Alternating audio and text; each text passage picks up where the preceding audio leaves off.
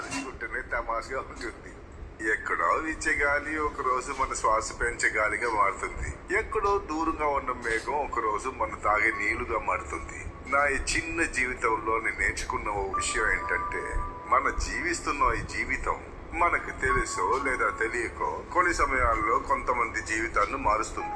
జీవితంలో విశేషం ఏంటంటే, మనం అనుకునే సమయానికి అనుకున్నది మార్చుకోవచ్చు. తప్పు చేయడానికి లైఫ్ ఎలా ఛాన్స్ ఇస్తుందో అది సరి చేయడానికి ఛాన్స్ ఇస్తుంది. గట్టిగా పట్టుకోవాలి. పట్టుకుంటే సంతోషంగా జీవించొచ్చు. అలా జీవించండి, సరేనా?